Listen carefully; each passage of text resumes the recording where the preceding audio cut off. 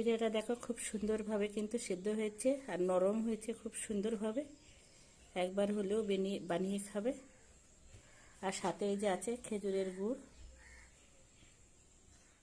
250 গ্রাম দুধ নিয়ে নিয়েছি। 250 গ্রাম দুধের মধ্যে দিয়ে দেবো চালের গুঁড়ো,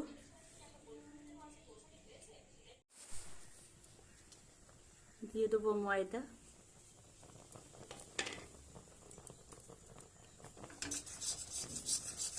ভালো করে জাল দিয়ে নেবো। জাল দিয়ে পুরো শুকনো ডোটা তৈরি করে নেবো।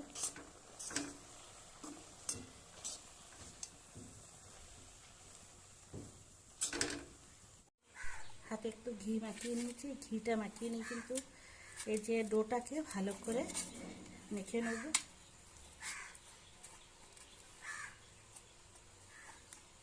যখন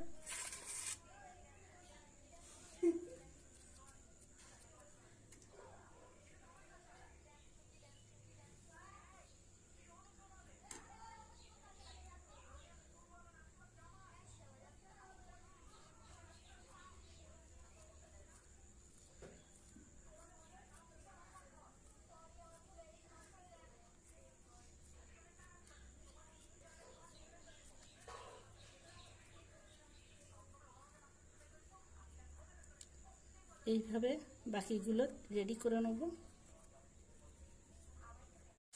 গরম জলটা বসিয়ে দিয়েছি। দেখো খুব অল্প করে কিন্তু গরম জলটা। এখানে দুটো গাজর এই যে কুচিয়ে নিয়েছি, খুব ছোট করে গাজরটাকে দিয়ে দেবো। লেচিগুলো কেটে নেওয়া হয়ে গেছে। এখানে কিন্তু জেলিটা তৈরি করে নেওয়া হয়ে গেছে, গাজরের জেলিটা। দেখো কি সুন্দর লাগছে, হয়ে গেছে। এবার নামিয়ে নেব। গাজরটা কিছু সময় এইভাবে গরম জলে একটু সেদ্ধ করে নেব। সেদ্ধ করে নেওয়া হয়ে গেছে। এবার দিয়ে দেবো গুড়।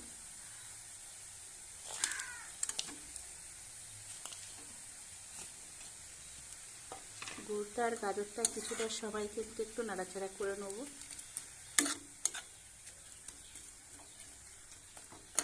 দেখো নেড়ে চেড়ে কিন্তু রান্নাটা করে নিতে হবে যাতে জলটা না থাকে। সবগুলো কিন্তু এই যে শেপটা দিয়ে নিয়েছি। এবার একটু ডিজাইন করব।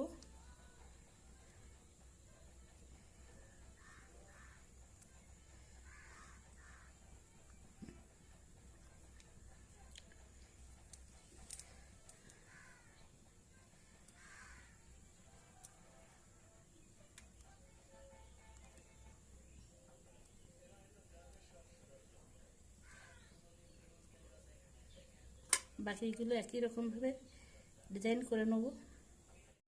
জলটা গরম হয়ে গেছে। এই যে এক্সট্রা দিয়ে দিয়েছি। এবার দিয়ে দেবো থালা।